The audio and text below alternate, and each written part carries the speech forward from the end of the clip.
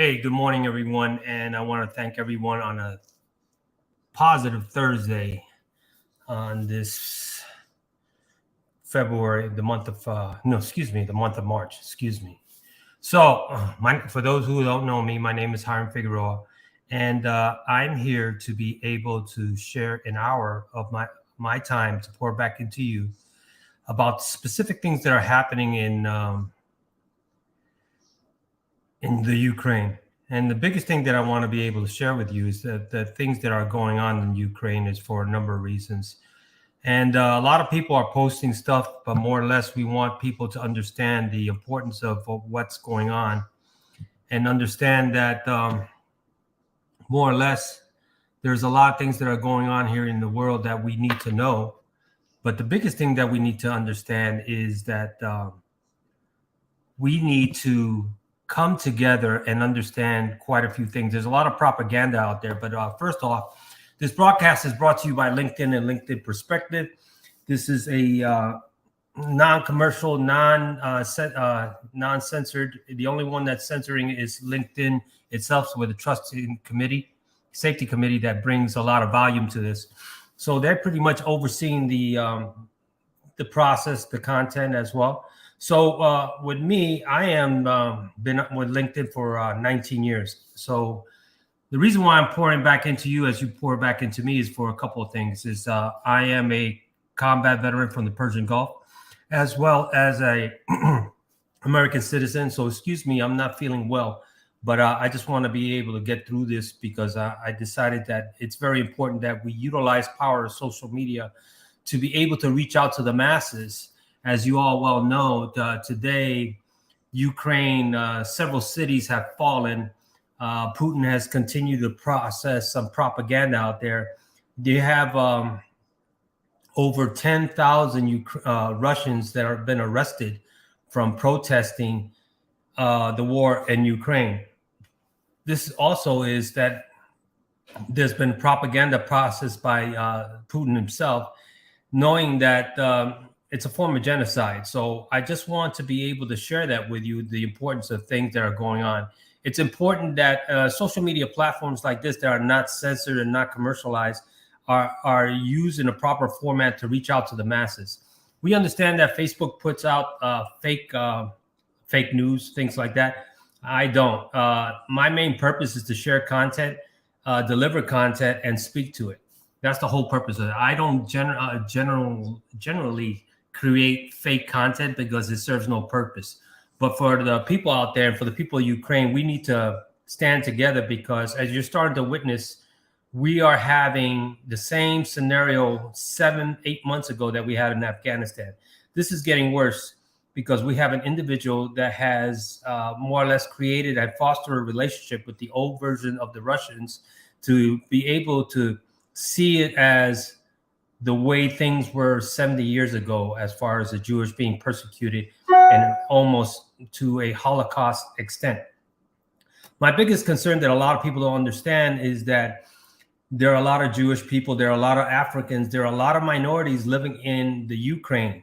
So pretty much there's right now, as we speak, there are people coming from the Scandinavian countries, Germany, meeting people in outside of Poland to reach out to the people out there and say, come with us to be more or less, we will help you free of charge because the war crimes are getting so crazy with the children and especially the terminally ill children from the Ukraine. And understand this, ladies and gentlemen, the Russian army has more or less taken out the electricity, the power, the water, the sanitation, food supplies, things of that nature. So there's a lot of things that are actually going on at this moment. And I'm going to reach to the comments here in a little bit. Just give me about 30 seconds and I'll be able to share this. But the reason why I decided to get on the air today is for a number of reasons. The right kind of content is the right kind of delivery that reaches out to other people in a sense that we're all in this together. Knowing that we're going in the verge of World War III and Putin is thinking about using nuclear arms. And the other part is that a lot of people don't understand is China is asking Putin to chill out and not take over the whole city the capital at this moment, because China is involved in this as well. So I'm not a person that's pretty much politically correct, but as a veteran, as a veteran and as a public servant, for those who are reaching out to people, my whole purpose is to reach out to you and, deliver these messages. Let me read the comments right here. So I'll start with this as for going like, what's up, Chris? How you doing? Nice to meet you. Thank you, May. I appreciate it as well. Justin is a fire support as well. So we're going to continue that. It's offered me the opportunity to learn as well. We need to know that. And this is why we're getting out to the contents, to be able to utilize this platform in a positive way, so people can understand it. There's too many people that are quarterbacking and sitting there and eating popcorn and watching what's going on. But at the same time, thank you very much, Kathy. We need to be able to more or less, I'm not frozen, Stan, I'm free. So I've been there. So, hey, Lisa, how are you? Should the U.S. interventions? Yes, they should. But I'm not the president of the United States, Lisa. So a lot of things are going on right here. As you see a lot of posts that are going on, especially on Facebook, on LinkedIn, on Twitter, understand this, that, social media has been pretty much canceled through Russia. They're stopping the iPhone productions. They're stopping quite a few usages as well. But at the same time, I think what's going on, thank you for your service and using this platform to discuss the reality of occurring what's in the personal role. Well, thank you. It's the whole purpose of doing that. And, this is a virtual town hall for you to be able to express and not be a cancel culture. So be mindful and respectful of using this platform as well. What's up? Gotcha, Bill. I see that. So more or less, second round of peace is going on right now. Yeah, I get it, Stan, but the second round of peace is just hearsay, more or less. And what's up, Aaron? Good. Thank you very much, brother. I appreciate it. Likewise, Grayson. And thank you for quit the Facebook. Thank you, Caroline. I appreciate it. But getting back to what we're talking about, the most important thing we're talking about is this, right? The gas prices, all this stuff is happening because of this war. The other thing is people don't understand that Putin is pretty much dictating everything that's going on here. And a lot of Russian people are feeling resentful, and they're crying because they have nothing to do with this. So let me see what Chris had. Putin had taken over Ukraine. We will stop. This is why the United Nations and the U.S. is sending troops out there. Correct. And people don't understand there's over 10,000 troops right now at the U.S. Over there out in the outskirts, in the borderlines of the Ukraine. So, yeah, I see it on Fox News. Correct. What's up, Anthony? You think the intervention of the U.S. should have happened? Do you not think we should lead a greater role? I agree with you. Because, we have a vested interest, and we have a lot of Russian and Ukrainian citizens that are living here in the United States. So I totally agree with you, Anthony. Russian tanks have moved slowly. Why the roadways are not destroyed and impeded by convoy? To your point, Lisa, a couple of things. The Ukraine government is limited on the military equipment. They're using conventional warfare, guerrilla-style warfare. They're taking whatever metals to be able to slow down the convoy. And U.S. has provided some kind of military aid as well to slow down this, but they're still proceeding, and they're in the pursuit of trying to take the capital as we speak. So, Kayleen, how are you?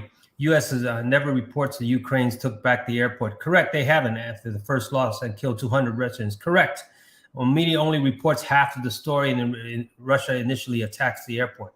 To your point, Kayleen, that is absolutely correct. That's why I'm sharing with you that what the Russian propaganda news is projecting is they're downplaying the actual killed in action by the Russians. It's higher than what the United States or the media is projecting. And the Ukrainians are fighting back as well to be able to share glory as well. When I say sharing glory, I mean, more or less is like they're taking extreme steps to be able to diminish the convoy and take back the lands, but it's a fierce fight. But right now, Russia has the upper hand as far as the military might. So, Marcy, yes, we funded the Russians. We funded Russians' war supplies. I think to a certain extent, Marcy, I couldn't say that because I'm not in the government out there, but I can just give you a perception of what actually is going on. But it's pretty much has happened. Anton, what's that? I agree with you, brother. We need to join this fight. It's World War III. Things are going to, regardless of the involvement. It's important things that we need to stop in the tyranny. And right on, bro. It's a fact. I mean, look, if the more or less the Ukrainians, you got grandmothers, you got people in wheelchairs coming out there and getting AK-47s and creating Molotov cocktails in areas like this. What makes you think that that won't affect us, right? So nobody's saying anything about the mass exodus of the Ukraine as well. There's over almost 1.5 million Ukrainians have left the country as well. And it's more or less, we need to understand that to be able to share it. If you have a question, if you have a concern, feel free to call open mic today at the virtual town hall at this number, 562-286-3111. That is 562-286-3111. One disclaimer, I don't have WhatsApp app. So if you're coming from out of country, text me first, okay? Text me if you're coming out there because the phone calls do get expensive. Nobody's paying for this except myself. So I would really appreciate it as well when I go back to the comments. Mohammed, it's a mistake that the U.S. had let. Yes, I agree with you. I agree 1,000%. And this is why we're talking about this as well.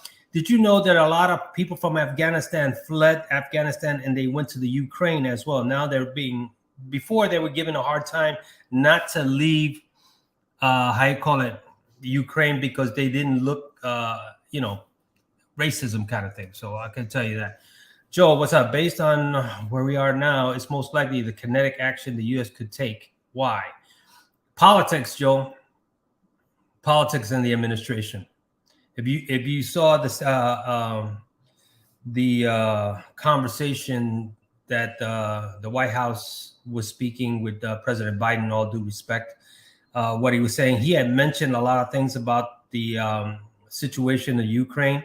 But he's saying that we're doing everything financially, ruin their credit and stop everything else, but we're not going to be involved. I can say this. If it goes more than 30 days, we're involved. Who says we're not involved now? But to your point, I can see that as well. Lisa, as far, yes, it seems the U.S. is waited too long. Very frustrating. I agree with Anton. It won't get any better. Snowball effects is rolling down here. Agree. And this is why you should be concerned as American citizens to understand that this truly affects you and affects everybody else. The economy and everything else has freedom of speech. Marcy, billions of dollars meant to go and sent to Ukraine or MIA. This is correct because this is politics. We don't see the whole scope of what's going on. We only see what the media can project. So it's a matter of opinion, but I agree with you. Your screen is frozen for a second, but hopefully you can see me. So I'm good. So pretty much. Chris, we import Russian oil, almost 5 million barrels. Oil's about $100 a barrel. We stopped importing Russian is sustaining a hit the market and the currency.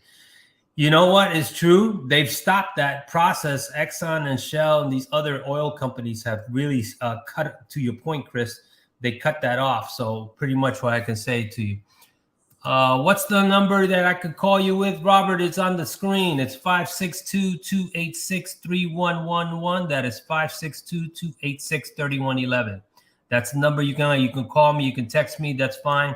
Edward, I called and left a message for the governor of the emails. Daily mention reminders will be set. Awesome. This is one way we can actually take an approach of positivity and to be able to reach out and create some kind of united front and a call of action as well to be able to help people to get the understanding of what is important here. And it's about humanity. Is the U.S. going to ever step in? It seems like they stalled and NATO has not said anything, which I agree that I know of. Will there be a change? Will they let Putin complete the invasion of Ukraine? That is a great question. So whole thing, everybody's holding their breath as they're watching the news right now. There's a lot of things that are going on, and people are just speculating. You got newscasters that are on the ground, boots on the ground, but it looks like he's going to take over. So we'll see what happens from there. Stan, where are your dogs at? They're with their mom in a different room. They're normally parked over here, so sorry about that. Joe, U.S. has beaten Afghanistan, can't do anything about it. Well, I agree with you, but I got to keep on going with that, so I respect your comment.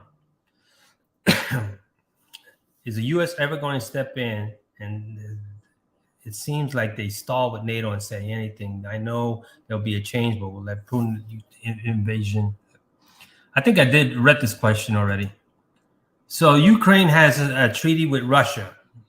You know, that's a great question. That's a great statement. U.S. and Ukraine have an agreement to protect them in the invasion. Do we have any honor and integrity in that? Well, that's a beautiful point. And honestly, what Putin is saying is that he's spreading bad propaganda, saying that, you know, the Ukrainians are pretty much genociding the Russians and trying to do some ethnic cleansing. As far as the, you know, the treaty with Russia and the Ukraine, that's been going on for a while. If you pay attention, Russia invaded Ukraine. They took a part of Ukraine and down south near the Black Sea. So I think that, you know, there's a lot of Russian people that are not very happy about that. And I can honestly tell you that there's a lot of protesters out there in Moscow and St. Petersburg that the Russian police are actually arresting. So more or less, you know, what do you do when you have about 10,000 protesters, including children, protesting a war that they're not, that they have nothing to say or, you know, be a part of? It's Putin's war, not nobody else's war, more or less for that. Everyone has a different answer, but what is your take on what we in the United States should do next? You know what my take is? Handle the business. You know, handle the business. We got too many citizens here, Russians and Ukrainians, that we have a vested interest. And as a superpower nation, we should take the lead. But then again, we have an administration that has a different perception, Anthony. So I believe that we should. We already have 10,000 troops. So 10,000 troops tells me we're about to do something. So we should be able to do something very much, you know. What's up, Jeffrey? Hey, what's going on, brother? How's things in Williamsburg, Virginia? It's good to see you. So, David, the U.S. military strategy. That is a strategy, and that's why I see that as more or less that there's a process that we need to be able to talk about. But the biggest thing that I want to be able to share with you is the war crimes that are actually going to Russia. Hold on a second. I saw a post that we deployed the cab unit because they were posted and going to Poland. Yes, is that true? Yeah, the cab unit is out there. So more or less, there's a lot of cab, 82nd Airborne. You have other Army units that are stationed in Germany as well. Sorry about that. I try to do my best not to use this, but at the same time, gotta clear my. What's up, Nancy? How are you? So getting back to the original question, if you have a concern or do you want to voice your opinion, you have an open mic today. Call me at 562-286-3111. Text me at 562-286-3111. I do apologize. I'm not feeling well. I'm under the weather, but I'm going to get through this. And it's important because I made a commitment yesterday. And the biggest thing that we need to, talk about is the actual war crimes. There are types of weaponry that Russia is using that is against the Geneva Convention. They're using multiple, missiles that can actually suck the air out of it once they land and impact it. So I don't really care of what everybody says the NATO Geneva Convention is stating. The biggest thing is that we have thousands of people dying, thousands of people wounded. 1.5 million have made a mad exodus. So I think we need to be able to get this as well. Edward, what is the best true source for the civilian news? You know what, Edward? You got to be able to vet those people out. That's the best thing. I couldn't tell you. I couldn't tell you. I'd be the last person to tell you that as well, because I'm just getting my perception of what's going on and getting my knowledge. But as a military guy, a veteran, I'm just putting it in perspective, because we're on social media, right? There's no commercials. There's nobody that's interjecting. I'm not reading a teleprompter. I'm speaking from my heart and from my head to be able to pour back into everybody else. So I couldn't even tell you that. Lisa, I don't agree, but believe that the U.S. is waiting for Russia's intrusion into the NATO nations before an outward response. Well, that could be a possibility, Lisa, but here's the thing. The biggest thing that I can honestly tell you is this, right? This war's not going to stop. Putin's not going to stop. If you had the history books back in when you were a kid, we talked about Hitler, World War II. Look what happened. Look how long it took for us to liberate the Jewish people and take over Germany as well. It took a while, right? But a lot of people paid their lives. There was a major Holocaust. The Russians have destroyed some, historic memorial locations in the Ukraine that specifically ties into the genocide as well. They didn't care. So what does that tell you? U.S. is waiting for a response or something like that. It's politics. That's all I can tell you. Nancy, great. Thanks for using this platform. And it's so important. You're welcome. Aaron, what is the goal? Control, domination, peace, revenge, justice? What can we achieve with this righteous end? Ethnic cleansing, ethnic cleansing, and more or less, Putin wants his way, man. He's bitter. If you see his facial expressions on TV, this is personal to him, Aaron. This is personal to him, and pretty much he wants to take over the Ukraine at all costs, and he's doing so. And his billionaire buddies are turning a blind eye to it as well. I got a text. I'm a veteran, but I'm not a pro-Putin, but I am anti-U.S. intervention in this conflict. Can I call in? Yes, you can. So, a lot of people need to say that as well. Jeffrey, 10,000 troops build up. Yeah, you can say there's something planned. The president's saying something as well. Oh, hold on just a minute. Hey, how are you? Hey, how's it going? Am I live? Yes, sir. You are live. Who are you, sir? Speak and. My name is Robert Bull. I've already commented on there. Mm-hmm. I'm a veteran, right? So, and I would first like to say I'm not pro-Putin. Yeah. At all. Right. I think we all can agree that he is a tyrant. Right. Right. However, I don't necessarily know if Zelensky is that better off. I think we all can agree that he was installed True. by Obama. Yeah. True. So once again, that's America intervening needlessly in foreign affairs. I thought we would have learned this lesson in both Iraq and Afghanistan when we installed those leaders. Mm-hmm. My other main concern is that why or what benefit does it have to the American people that we would willingly enter a war with another nuclear power? I don't really see how that's good for anything. To me, what it seems like is that oil interests. Yeah, you're right. Are at stake, right? They have the Nord Stream 2, which goes, I think it's 40% of Europe's 40% of Europe's oil is brought through Nord Stream 2 from Russia to Germany. Mm-hmm. I think there's definitely powerful oil lobbyists that would like to acquire more of the European market.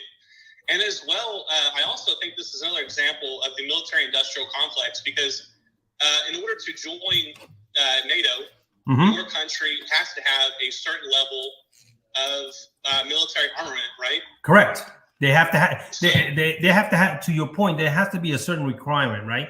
So from what my understanding, I've been out of the military since the early 90s. But here's the thing, to your point, NATO is a criteria. It's like a social club, pretty much, right? Hey, you bring this, you bring that, we'll do this, we'll protect you, we'll do this, we'll do that, right? Layman's terms. So to your point, I agree with you. But here's the thing, my man, right? And I know you served, right? So I get it. I get it, especially just recently from Iraq and Afghanistan. I totally get that. I totally get that. But here's a situation where this guy, and I grew up in the 60s, right?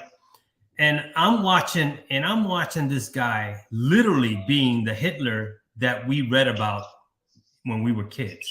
This guy, if you watch him in the Russian things, and I'll get to your point real quick, this guy has no conscience, has no empathy, and he's hell-bent on taking over this country at all costs. So to your point, we shouldn't intervene, but at the same time, we're like caught in the middle watching a drive-by. So if you watch a drive-by, right, you're guilty by association just watching it. So at the same point, there's 10,000 troops out there. So what do we do? You're a veteran. Okay. Yeah. Well, I'll answer that question. So, I'm listening, brother. We have a lot of economic issues. Yes, we do. In America. Yes, right? we do. And also, I think we all can agree that the way veterans are handled, especially when they got out of the Army. I left the Army in 2012, so I'm kind of in that bracket, right? So right.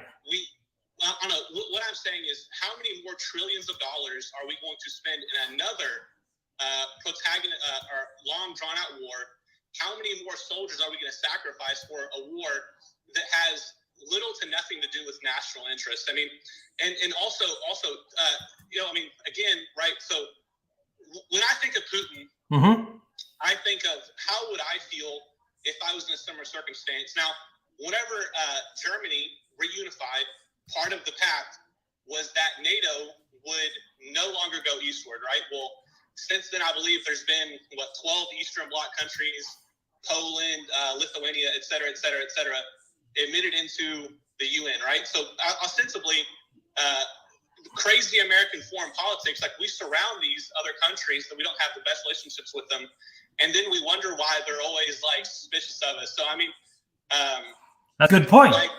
That's a good point. So another my question, I guess, for the audience is that now hypothetically, right? Let's just say the roles are reversed.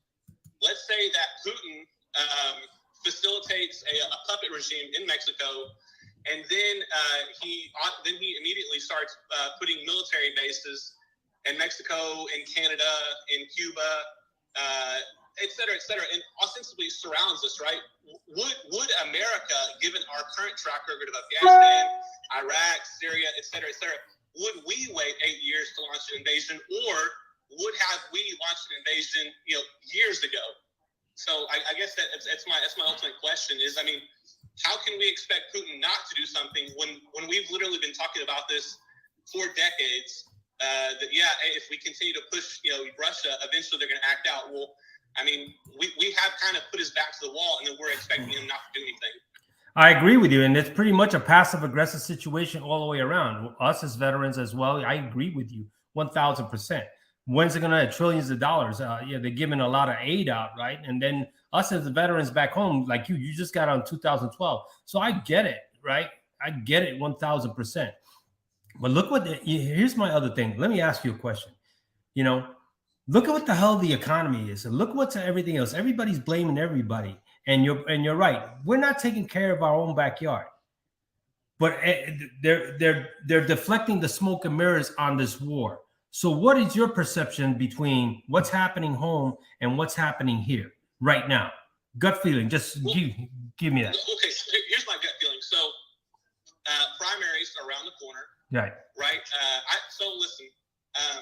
I didn't vote for Biden, but I give every American president the benefit of the doubt. Why would I want my president to do terrible in office? Because that downstream would directly negatively affect me. Right. I think there's a lot of things that there's a lot of missed opportunities, like Build Back Better didn't pass, et cetera, et cetera.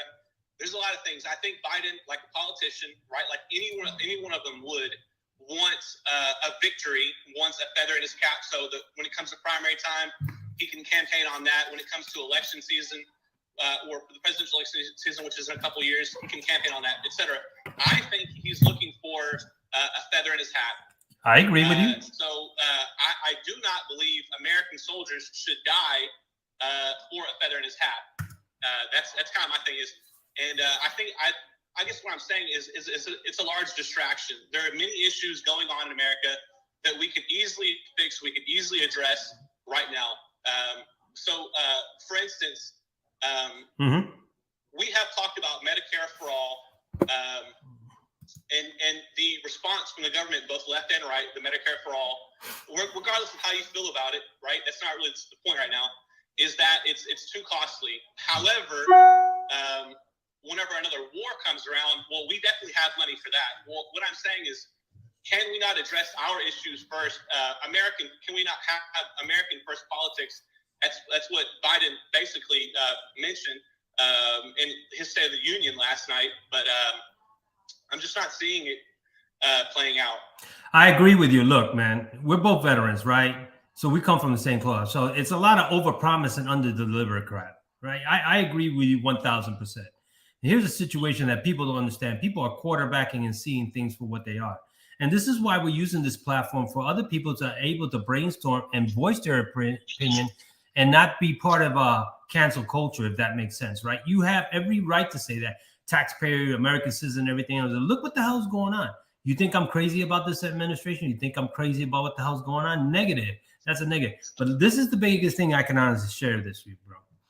Since Obama, this thing with Putin and the United States has kind of escalated for the last 20 years, bro. Since Absolutely.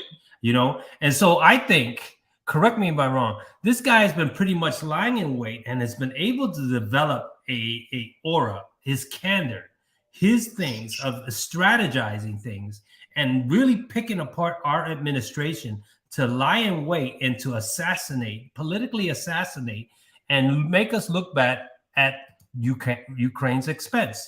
And then us as veterans, right? We get screwed because there's nothing happening for us and there's nothing happening for the economy. And the other thing is that why should we be in there? And then again is like, why isn't the government telling you that's almost 10,000 troops out there? We're not going to get involved, but they're providing javelins. You're not going to get involved, but there's intel out there. I mean, what's your thought on that? Let me ask you that. Well, I mean, exactly what you said. I agree, spot on. And honestly, another point I'd like to really address is like, I feel bad for these Ukrainian citizens. I do. I have kids. I wouldn't want to see my kids, hurt or, whatever. War is bad. Like it's easy, right? But my big concern is where is all this moral outrage for the Iraqi kids that were killed? We're bombing people in Somalia. There is a literal genocide going on right now in Yemen. And we are funding the Saudi Arabian government. We're co-funding that operation. So I'm saying, where is the moral authority that we have to say, hey, we're the world police. For X, Y, and Z, we need to step in. Well, maybe we need to examine our domestic policies and our foreign policies, and kind of get those things right. Because it seems like we're picking and choosing. And to me, again, it revolves around big oil and the military-industrial complex. That seems to be what's guiding our foreign policy. So check this out. I'm going to read a comment from this guy named Harry Neiman. It said, people in general have little to no education and experience in international security concerns. After 40 plus years in the intelligence community, my humble opinion in this action is a result of unstable minds in three major nations: Russia, China, and America. What's your take on that? Well, 100%. See, so you have to respect China. Yeah. I really think you do. China has the ability to carry on an agenda for multiple decades. The issue with America is that our foreign policy seems rather inconsistent between parties. Mm-hmm. And so I would say, China at least has the ability to carry on their policies much longer than we do. Russia, listen, Russia is a paper tiger. I view them a lot the same way as I view North Korea. Mm-hmm. They have zero ability to strategically reach our shores. At all. It's all hype. It's all hype. Pretty much, it's all hype. But they have exactly. There's no other nation on the face of this world that has the geo ability to, as well as I do. Within 48 hours, we can drop, paratroopers in any country in the world. Our Navy can form blockades on any part of the world at a moment's notice. Nobody else can do that. So that's what I'm saying. So this whole conflict has nothing to do with national security. And if you ask me, national security is the absolute only thing that we should ever go to war with. If someone is encroaching on our borders, or if someone is drastically impeding our country's ability to make money, et cetera, that's what I think we should go to war for. We definitely shouldn't find ourselves in these little foreign entanglements, because how many? You know what I'm saying? In the last 20 years, we're everywhere, and it just seems like that none of it ever works. The people of Iraq, we were there for how many years? Well, was it 15, something like that? So yeah, you could say 15. Afghanistan's not doing any better. Libya's not doing any better. Syria's not doing any better. Where does it end? So I got another guy. Here's another comment. I got another veteran. Right? In my opinion, the situation that's made possible simply due to how we withdrew from Afghanistan. The world has always kept it a close watch on the U.S. and how the nation will react in all situations. Our administration has failed every one of our allies, diminishing the world's view of us and deteriorating any leverage that we have. So what do you think about that? Thanks a lot, Matt. I appreciate it. Well, and honestly, Biden gets a lot of crap on both sides for the pull out of Afghanistan. We knew from the Afghan papers years ago that what would happen in Afghanistan. I think so to be honest, to blame Biden 100% for how Afghanistan felt, that's completely childish. Afghanistan was always a tribal nation. Yeah. Created by colonialism. Right. To assume that we could be in there for 20, 30, 100 years and we could form one solid nation out of, disparate tribes. To me, that was a poorly thought out plan. Afghanistan, to me, again, is another reminder of how the military-industrial complex guides our foreign policy. So, I don't, and honestly, how we look on a world stage,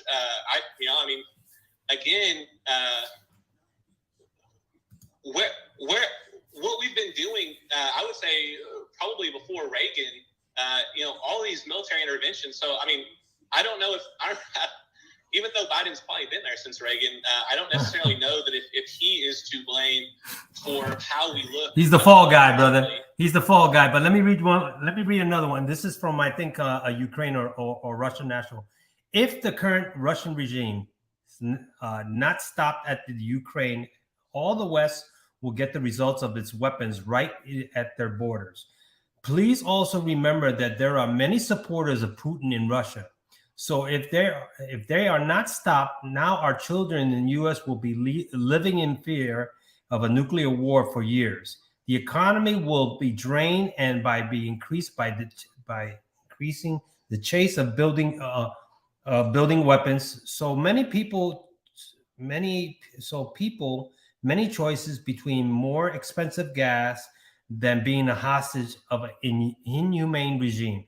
So the person that's making the statement has a valid point. He says, so let me throw this to you, devil's advocate, right? High prices in gas and weaponry, or inhumane war crimes because of a toxic regime? What's your take? And you've been in the war, so you have a fresher point of view. Let me ask you that. So I agree. Neither one of those are a preferable alternative. However, I think the solution to both of those is diplomacy.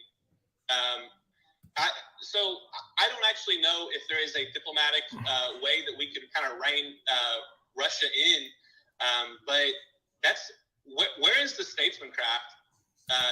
It seems like it was Teddy Roosevelt who said, "Carry a big stick with a carrot," right, or something to that effect, right? Speak softly, but carry a big stick, something like that, right? It's just right, speak. Yeah. So that's what I'm saying. So where is the carrot? Where is the de-escalation at? You know what I'm saying? I think our domestic gas prices are due to overregulation. Yes, I agree with you. I agree with you. There is large oil deposits on federal lands. We have the gas here to be sustainable. That is purely by our doing. And as far to the point of going through another Cold War weapons escalation, that would fall back on soft politics. We did it one time. We can do it again. Neither country, us or Russia, wants to go through that again because that's costly, and there's plenty of other domestic issues where that money could go to. So let me ask you this: I got a guy. His name is Remy, and you're talking about Secretary of State. We're talking about the statesmanship. And so he, the Secretary of State is pretty much. Are we missing the swagger that we used to have about being a statesman and be able to romance these countries and to come to play nice? Or is it because we've lost so much credibility in the last 20 years since 9/11 that people are just, looking at us as like we're just chumps, right? We don't know how to negotiate. What's your thought on that? Let me ask you that. Well, I mean, if you were to look at it objectively, I am a proud American. I am a patriot through and through. But I mean, objectively, if you were an outside, let's say, pick a country on the outside, you have the perspective of America is kind of the bully. We have been kind of forcing our foreign politics on the world via military might. I mean, I think Libya would be a perfect example of that. Syria as well would be a perfect example of that. So, I mean, yeah, you could definitely say that. I'm a millennial. I'm in my mid-30s. So I'm not exactly sure when this over-militarization, this hyper-interventionism came about. They probably came, so to your point, right, real quick, you're in your 30s, right? So I came in at the tail end of the Vietnam War, right? So the tail end of the Vietnam War and all the way between the Vietnam War and before the 9/11, or before Persian Gulf, we had the Cold War. So pretty much it was over buildup, right? And they would say nothing's going to happen, and now this crap happens. So you're seeing a history goes back from Clinton. I have a guy named Hank. He says we need to support democracy like we've had before prior to Clinton. The world thinks that we've gotten so soft, but we will not support them. If Biden does not stop the drilling, we will be self-sufficient. So what do you think about that? Well, absolutely. So, I mean, I am an environmentalist. I do see the issues around the Keystone Pipeline. Again, sometimes the Democrats aren't all wrong. Sometimes they're exactly correct. I do think that there is viable options available on the table. The EPA should be returned back to a regulatory agency as opposed to a bipartisan pawn or a partisan pawn. I mean, every time a different administration steps in, they appoint their people. For Christ's sake, we had what was that guy from Texas, Rick Perry? Talk about. I'm a Republican, but talk about the wolves guarding the hen house. Yeah. So I definitely do think that there is a logical compromise. Listen, if we can put people on the moon, surely we can figure out energy self-sufficiency without going into the total opposite, where we are having massive oil spillages, we are contaminating water, et cetera, et cetera. We are contributing to global warming. I mean, I think there is a definite middle mark in between. Are you there? So I hope you're listening. You got to kind of cut it off. So what a lot of people don't understand is that the other thing that's significant is we have the International Space Station, like about 100 miles up in the sky, right? So we got everything that's going on, and we're talking about cutting out these resources and everything else, environmentalists. But the biggest thing, I'm going to get back to the original point, how we started this conversation, right? Why we shouldn't get involved. You have a lot of valid points, and I respect that because you've walked the walk and you've come back and you've seen society. A lot of people are not pretty much privy to understand because they watch the news so long and they've never been on the other side of the news, to the point of witnessing what we're doing right now is being in the military, watching war crimes, and then coming back home. Nobody's taking care of us, and nobody's doing what they need to do. You know, so it's a sad situation, but this is administration has lingered for the past 30 years, and nobody's doing anything about it. And to your point, your generation and mine that are still around, we're suffering from this, and nobody has answers. But right away they say send the troops in. I don't see them freaking getting into training and getting out there, getting ready to deploy. Look at the people from Ukraine, right? They're not even capable. They have to do on the street drills to be able to create Molotov cocktails and do some extractions to learn how to do things. But the point is this, bro. With the power of social media at your age, 30 years, compared to when you came in, how significant and how important it is now to utilize it in a positive in a positive outlook versus continue to beat this drum as a negative outcome. What is your point on that? What do you think? Well, most definitely. So I think social media is a bubble, and oftentimes we find ourselves liking things that we like, right? So then you find yourself in basically an echo chamber. If you talk to regular Americans, I'll give you a great example. So recently I was in Northern Virginia and I ran upon a Dixiecrat, right? Mm-hmm. An old school Democrat. He's really kind of Joe Manchin-ish, if you will, if that means anything to you. And yeah, you know, he hated Tucker, he hated Trump, et cetera, et cetera. But I mean, at the end of the day, there were lots of things that we could talk about and discuss amongst ourselves because we weren't on social media. We were talking face to face. And so I think that forums like this, where it is a friendly forum, it is a safer space for us to come in, express probably not so positive ideas. I would imagine everybody probably in this comment section would have wanted me to come on here, and they would have wanted me to say, "Oh, Putin's bad," you know. No. Let's arbitrarily start a nuclear war with another nuclear armed nation, etc. But I mean, I've been able to come on this platform. I've been able to share my ideas. It's been positive. So I definitely think that helps to humanize the other side of a contrary opinion. No, and I agree with you. And this is where people get misconstrued versus watching the news or having a debate, right? We're not having a debate. We're using Absolutely not. We're not.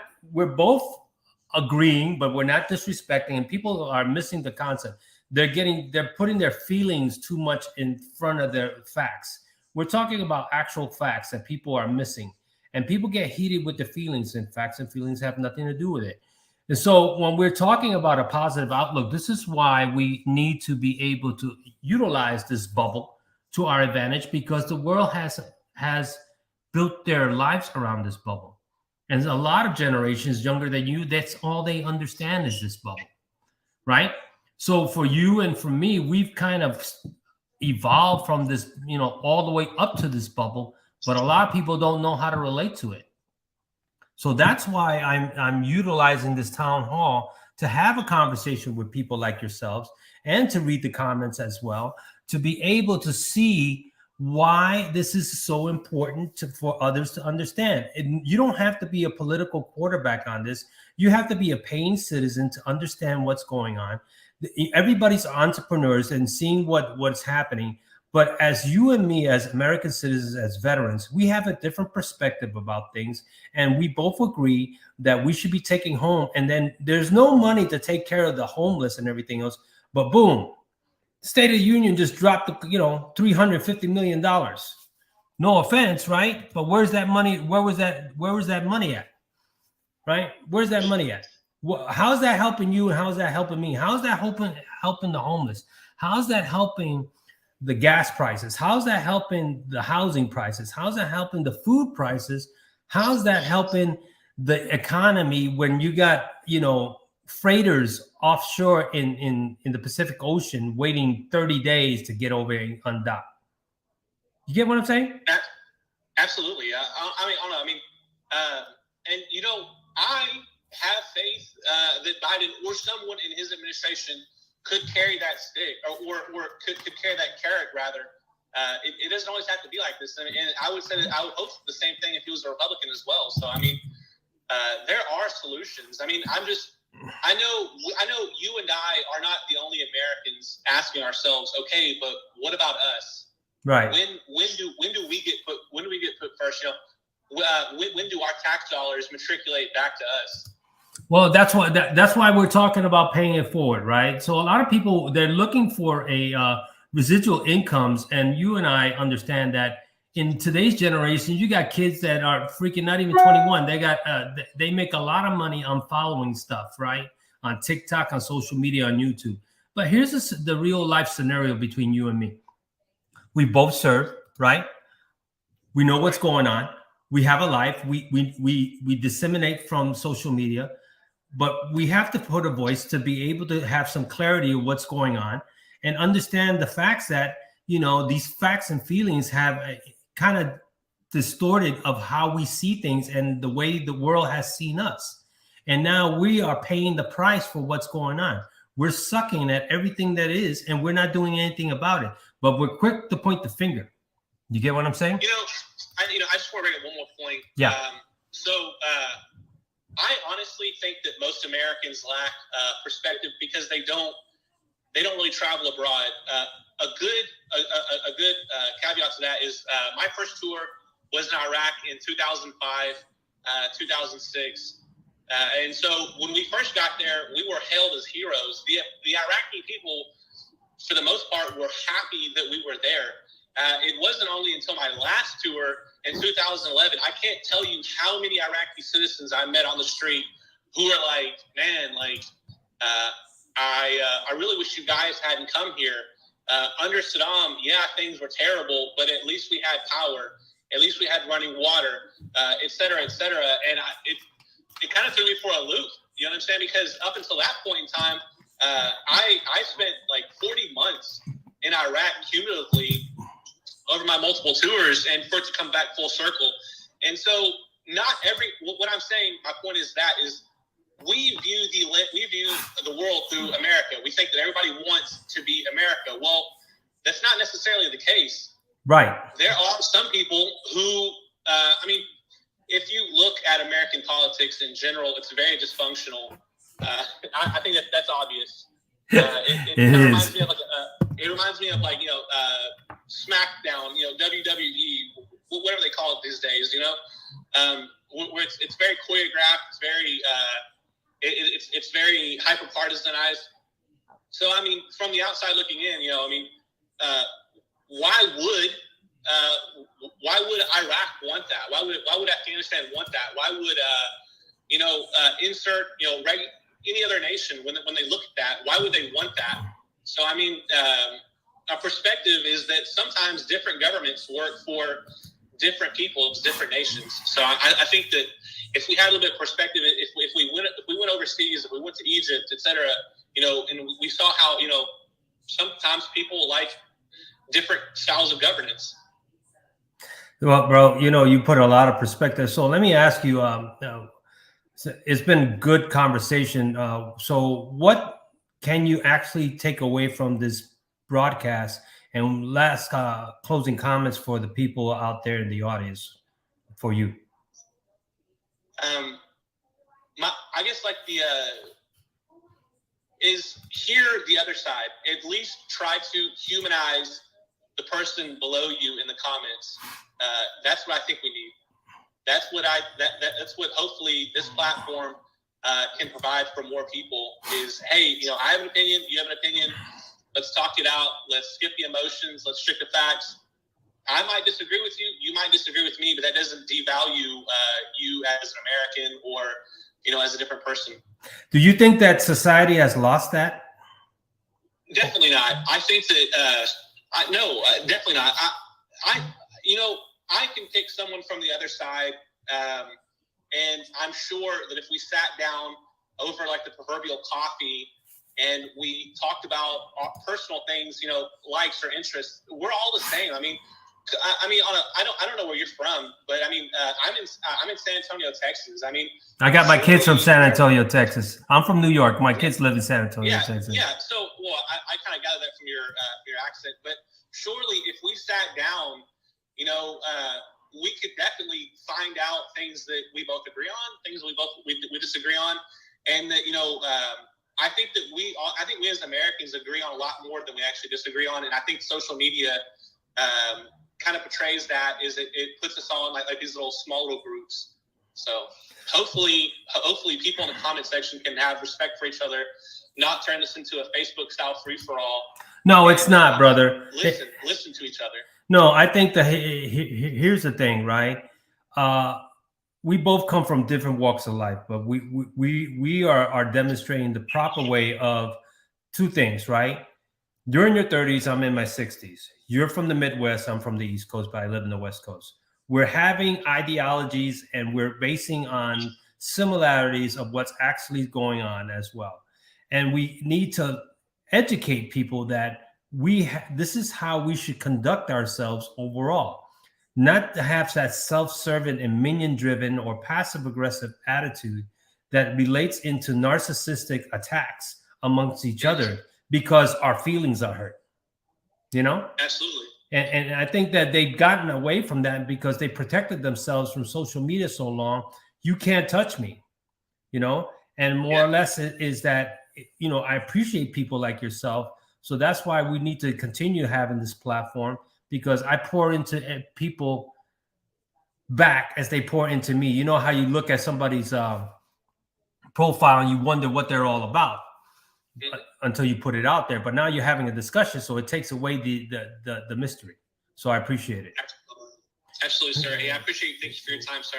All right. Yeah, you too. You have a great day. So I appreciate it. Thank you very much.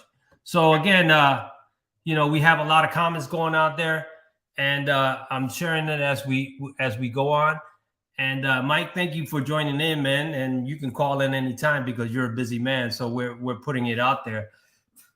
Chris, you can call me at 562-286-3111. That is 562-286-3111. And then that way we are moving in the comments as fast as possible because I need to share everybody else. John, I agree. This forum is canceled to be positive. I agree. This forum canceled be a positive experience by contributors that come across in the political party spokesman get the point of sounding apathetic. All right, I'll get you on that. So please help stop the Ukraine stop it in Ukraine. We're doing our best. We're doing our best, Natasha. That's why we're putting this on live so people can see that, so they can understand what's going on. The same thing. Of course, Mike, thank you very much. For a lot of people that understand. So if you want to call in, I'll give you a couple minutes. Telephone number is 562-286-3111. Again, we're talking about the situation in Ukraine. We're talking about war crimes. We're talking about quite a few things. But the biggest thing that we're doing right now today is pouring back into you, having an open platform, a virtual town hall, and a discussion for others to understand exactly what's going on so you can voice your opinion as well. So that way you don't have a cancel culture on in this side of the neighborhood, because this broadcast is brought to you by LinkedIn and LinkedIn Perspective. And this is a segment that I've created to be able to educate people as well. So let me get hello, this is Hiram. How you doing? Hi, Hiram. What's happening, brother? How are you? What's going on? Same old, brother. This is my new number. So All right, man. So go for it. So you've been listening to the conversation. What's your takeaway for the last past hour? We haven't talked for a bit, but you give me your side of the scope. I'll be honest with you. That was a great conversation with your last caller, and some things I did agree with, some things I didn't agree with. But I'll tell you, I mean, that's what we need. Our conversations like your last one with your last caller, because you can agree on certain things, but you can also civilly agree to disagree on other things and not be canceled because you're not going with whatever majority is out there. Yeah. I mean, Remy, would like to call in, but you have to go back to work. So next time, brother, you can call in. But I think a lot of people are more or less not catching the drift of what's going on, right? What did you learn about the dialogue on this versus the news? What did you learn about this? What did you get that people need to see from a fresh set of eyes? You know, because I'm having a conversation with the guy. I'll be honest with you, Hiram. Yeah. Not to cut you off, I apologize. No. Go ahead. I never was overseas. I never served for this country. I was a first responder. I was a New York cop, especially during 9/11. Right. I did not see what other countries, or for lack of a better term, i.e. third world countries, are actually like. Right. I will stipulate that coming from a military family where I've had both my grandfathers and an uncle serve in World War II, Korea, and Vietnam, I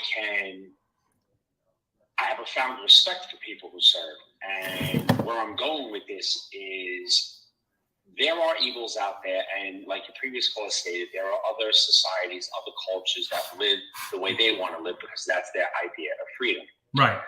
I agree that because we are a world superpower, being of the United States, and we are a permanent member of the Security Council of the UN after World War II, sometimes humanitarian missions do have to happen. Now, case in point, look at September 11th. Right. We were attacked by radical Islamic terrorists. Let's call it what it is. We went into Iraq. We went into Afghanistan because these countries were terrorist safe havens. Right. And with respect to you and with respect to the other caller, do I believe we should have been in Afghanistan all those years? Maybe, maybe not. Right. I will submit to you, though, that while we had boots on the ground over there were no terrorist attacks that happened over here, whether they were foiled by intelligence gathered both here and abroad, or because the fact that we had boots on the ground and people thought twice about it. And just like we have bases in Germany and Japan, South Korea, okay, it doesn't mean we're taking over a nation. Right. They wanted safety and security. You can afford that. My take on the Ukrainian situation, Hiram, I'll be honest with you, it's heartbreaking. I don't know the inner politics of Ukraine, nor do I know the inner politics of Russia. What I am seeing from different media outlets is cities being burned to the ground. Correct. Women and children are being innocently killed. Correct. Now, I will submit to you as a service member, that has to violate the Geneva Convention. It does. Because when you start targeting hospitals, when you start targeting schools, what military threat are women and children? Like, let's be honest here. Like, I get it, there's like a military, like, I don't know, missile defense system, and you miss the pickle jar and you hit the school by accident. I mean, not that that's condoned. I'm not condoning that at all. But you're attacking civilians that do not have the capabilities of defending themselves, and then you're trying to say that you're liberating oppressed Russians when the president, and comparing it to Nazi and Hitlerism and all that, but the president of Ukraine is Jewish. Yeah. I'm going to go out on a limb here. Yeah, go for That it. makes absolutely no sense. No, it doesn't. It's a political thing. But the biggest thing that I want to ask you, Chris, is based on the debate, right? As an American, what have you experienced? What can people learn from this that we've gotten away from saying? You've been law enforcement for 20 years. You deal with the general public. You've seen what's going on. But today, where we're at, what can people actually learn from? What can they take away from this type of platform for themselves? Well, your platform is great because it actually involves discussion and various opinions. And then again, going back to my prior comment where you can agree on some and then you can civilly agree to disagree on others and not worried about being canceled. Mm-hmm. And that's what makes your platform so great. It's not like Facebook or these other social media platforms, Twitter, where if you say one thing, and again, I personally know people that, said Trump 2020 and their Twitter account was locked for a week. Like, you're canceled because you're not going along with the majority. And right. That is wrong. And that, it doesn't make you, in my opinion, a free society with free speech when it's free if you go along with a political narrative that's in the majority right now. And if you don't, you're silent. Well, then what's the point of free speech? That's my point. And, free assembly. It's being taken away from you and you're being canceled, whether it's at work, at school, social gatherings that you're not wanted, or you have to be told not to come because you don't share in that ideology. Well, a lot of people don't understand this is that we can have a discussion about quite a few things, but the people they want to emotionally and verbally throw up on you and get their point across and quickly wants you to validate themselves. But the beauty of the United States and beauty about social media and having a candid conversation is that we need to have this conversation because we are so into ourselves.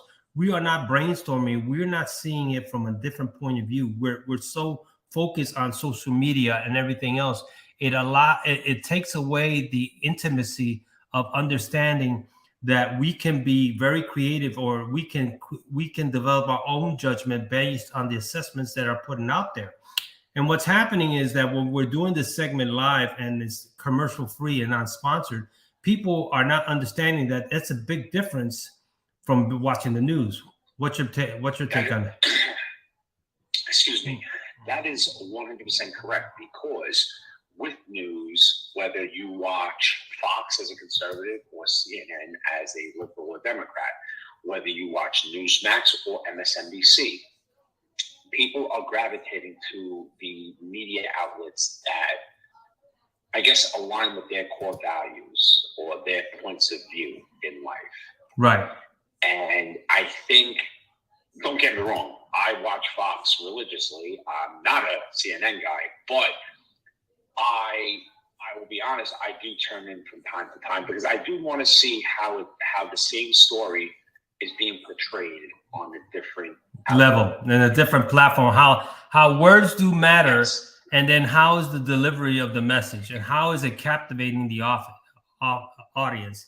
And people don't understand it. And then you wonder why, where there's a lot of people that are using social media while you're walking and shopping, people are looking at the screen and reading this, but they're interpreting whatever language is put out there. Well, this gives an opportunity to have a live or virtual discussion, and people can actually pick it apart and then leave you, you're vulnerable. So you're at the mercy of everybody else. But if you know how to conduct yourself and facilitate it in a way, it's in a way where it can be positive, because you're not looking out for cancel culture. You're listening to people's perspective. You can agree to disagree, but disrespect, and you are in control of avoiding people from being disrespectful, Oh, 100%. And again, this is why, and I'll say it again, I'm a big supporter of when you do this, your LinkedIn perspective. And I actually share this with my friends and colleagues, or former colleagues now that I'm retired. And I know at least 2 or 3 people that I've referred your program to, they actually follow you, and they've actually commented on some of your live chats. And I think the reason for that is because it's not commercialized. It is normal, everyday people, hardworking professionals that can get together. And again, you can agree on some, disagree on others, but the level of respect not being canceled. Your opinion can be heard. My opinion can be heard. And at the end of the day, maybe we do find common ground.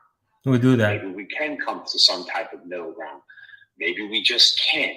But I understand your point of view. I respect it. I don't agree with it. Vice versa with me. Right. And that's the problem with social media. What's in, what's hip, what's trending, and then if you don't go along with that, you're the odd man out, or woman, and then you get crushed. And then, you're canceled, you're silent, your account is shut down. And for what? Because you exercised your own thought, your own judgment, but because it didn't go with the political majority, you got crushed. All right. So here's the thing that I'm going to say real quick, because I got another call. Thanks a lot, Chris. For this broadcast is brought to you by LinkedIn Perspective. Is to reach out to the masses. It's not sponsored or commercial. It's commercial free, and it's monitored by LinkedIn and the Trust and Safety Committee. And this is for freedom of speech, freedom of expression, freedom of religion, and for other individuals to listen to this virtual town hall. So, hey, Chris, I got to get another call. So, hey, great talking to you. I'm sorry to cut you back, but people been calling me from here. Okay? No, go for it, brother. We'll catch up later. All right. So, for a lot of people that are trying to call me right now, I'm going to call back because, it's been an ongoing conversation. But I want to give people the opportunity to be able to have the conversation as well. And then see how we're going to be educating people as well. Hello? Hey, this is Hiram. Who's this? This is Mike. How you doing? Hey, what's up, Mike? Nice show, brother. Pretty good. Are you live now, or what's up? You're live. You're gonna have to lower your volume because I can hear you. Can you hear me? Yeah, I can hear you. So go ahead. Mute, lower that volume, or tell me what's going on. I'm actually walking away from that. I apologize. I don't know if you're live right now, or can you hear me? Yeah, I'm on live. Go ahead. You're on live now? Yeah, I am. I apologize here. I technical difficulty. I feel embarrassed for being a digital marketing guy. Really enjoying the conversation. Thanks for tuning into my show earlier and making me aware of your show today. Well, let me ask you, brother, since we've been knowing each other for quite a few years, from your show to this show, what is the takeaway that you can actually get from different broadcasts on LinkedIn versus what you're doing in digital marketing? Let me ask you that.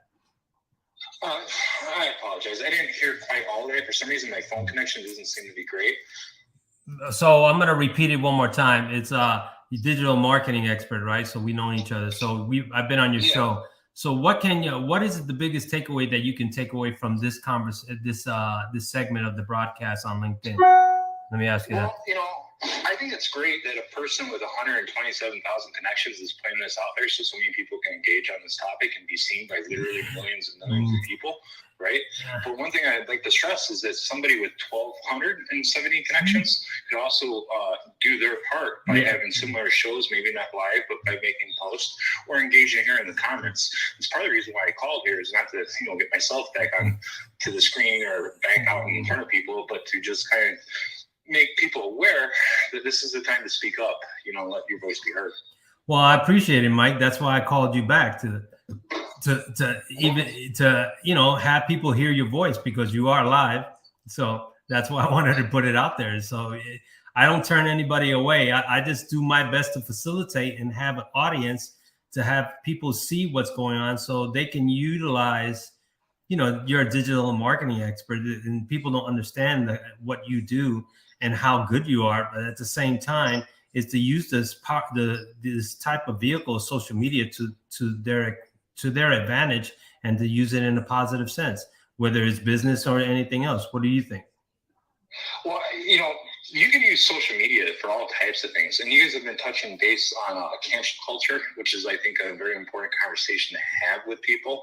And at the risk of sounding pretentious, me, I'm just going to put it out there. Yeah, go ahead. It's really hard to cancel somebody that doesn't want to stop talking, right? I mean, you look at some of the people like, what's that comedian, Kathy Griffin, that cut off Trump's head or whatever and did that, everyone tried to cancel her, they try to get her off the news. She's still around, you know what I mean? She still has an audience. I mean, no matter how provocative or how outlandish or outside the norm or volatile your opinions, can be, everybody has an audience, and, obviously I don't agree with Putin on everything, but even he has supporters, and people that will be willing to go to war and fight to the death for him. So, I mean, really, with social media, no matter who you are, no matter what you're doing in this world, somebody wants to hear what you have to say and you can inspire somebody. Now, with that being said, hopefully you're not out, encouraging people to go take from others. I mean, there's nothing more you can take, like life, time, power, all that stuff that, is being taken away from people, not just in Ukraine, but, in a lot of other places, right?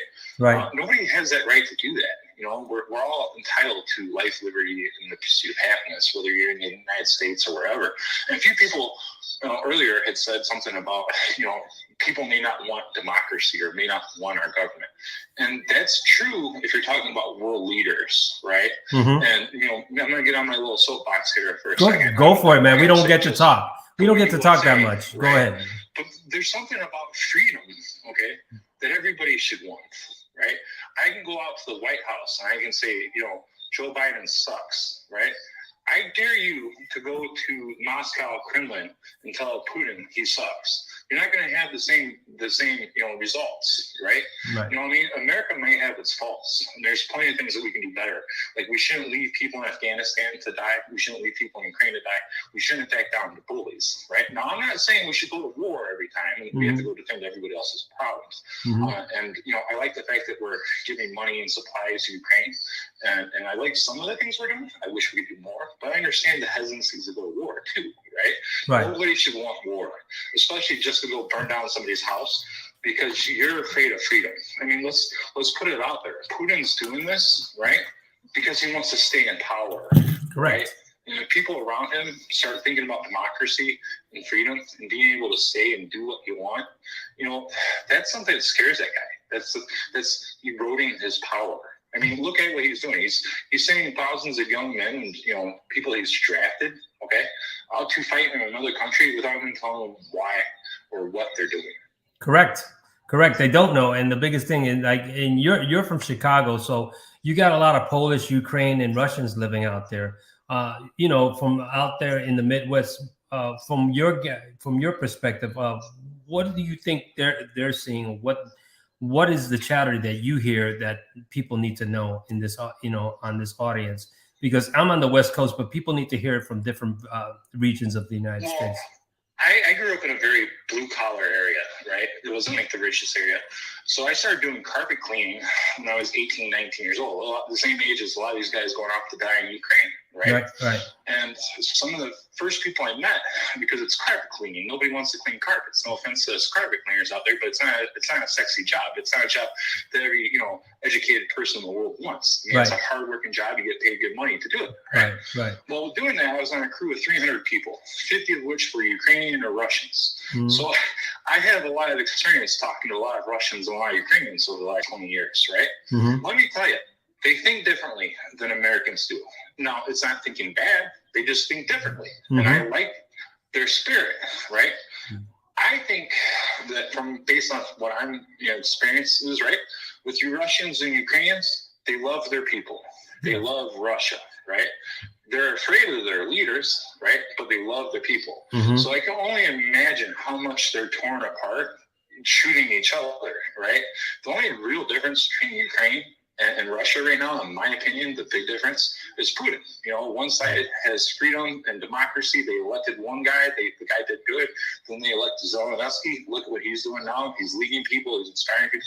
He's standing in front of the line. Personally, I don't know anything about Putin. Never met the guy, right? But I guarantee you, if somebody was bombing Russia, you wouldn't be seeing the same type of reactions from him that you're seeing from the Zelensky guy. Right. You wouldn't, So one last thing. So what is the takeaway you can take from this, and as a digital marketer, what can you educate the people on the social media platform, especially on LinkedIn, because you've been doing other things and you're a busy guy? Well, look at Zelensky, okay? Everybody was expecting this guy to get wiped off the face of the mat within 24 hours, right? Not only is this guy, still around kicking, right? But he's literally drummed up support. He's got, millions of dollars of donations for weapons and food and everything else because of the way he's using social media, right? It's literally, I'm not saying they're going to win the war, but I'm saying it's going to be very hard for Russia to win and accomplish their goals. I think Russia's going to get frustrated and maybe start doing a lot of things that's going to get them in more trouble. At this point, right, it's all needless cost of lives. It's all needless cost of, a lot of things, right? There's no way Putin's going to win this, in my opinion. There's no way that he makes this out without people stabbing him in the back, right? And to get back to your question about social media and how we can do this, having these conversations, okay, no matter how many followers you have, is important, okay? Because what people aren't really realizing, it's all based off money, right? And fear. Right? If we show the government of the United States and the governments of Europe and all the governments of the world that millions of people are having these conversations, okay, it's going to get them to change their perspective. It's going to get them to think about what they're doing and what they could do differently because let's not fool ourselves, right? Whether you're a politician in Sweden or you're a politician in America, right? Mm-hmm. You're earning or losing votes right now based off what you're doing about the people in Ukraine. Right. So now's the time for us all as individuals to make posts, make comments, and engage in a way that puts the pressure on the politicians to put pressure on Putin. That's awesome, brother. Well, hey, thank you very much, man. So I'm going to wrap it up. Hey, anytime. I appreciate it. No, anytime, brother. Thank you. Yeah, anytime. You know, if you want, I'll give you support. You've been supported for such a long time. And, you know, I'll continue to support you and I keep you in there because I believe people need to hear it from your point of view as well as a digital marketing expert and doing your own stuff. And when we're doing this from social media, I think a lot of people can learn from you as well, you know, so I really appreciate it. I appreciate you. And I look forward to having a private conversation, maybe even on video on one of our channels someday. Yeah. You know, I like what you're doing here. I like the focus of Ukraine. I appreciate all the kind of words more than I can say. But, you know, let's shift the focus back. Man. Thank you for your time. And I'll talk to you soon, brother. All right, brother. Well, thank you very much. I appreciate it. So I appreciate it. All right. So we have a lot of people that are more or less in there. So yesterday's reports of Russia's taking over the key cities of Kherson in the south coast is important part of the Black Sea River, home to major shipping industries. So the key ports are with the deep enough draft allow Putin's biggest ships of his fleets to carry a bulk carrier access. Well, that's good, Jeffrey. So pretty much that's why we're having this conversation. So for the next 5 minutes, I'm gonna, you know, see what's going on as far as that. Don't worry about it, brother. You're good. Don't worry about it. So it's pretty much. So a lot of people don't understand. So again, this broadcast is brought to you by LinkedIn and LinkedIn Perspective. I have to apologize. I am under the weather. I'm not feeling well, but I decided to complete this. And why is it important is for people to understand that with power of social media, we can utilize this and have a candid conversation and let everybody have their expressions, their opinions, and not be canceled for anything else as well as just based on your opinion. So we have a couple minutes left. And so if you are interested, call 562-286-3111. That is 562-286-3111. Again, we're talking about the situation in Ukraine. We're talking about things that are going on right now as far as how you doing? As far as taking over the Capitol. It's important that we as a society using social media voice our opinions because it's people like in Ukraine and in Russia with social media being taken out cannot express their opinions as well. So that's the beauty of living in a free country, knowing that social media has not been taken away from us. So we should appreciate that because Russia and Ukraine, well, especially Russia, they blocked out TikTok and all these other things. So I know that you should pay attention to that.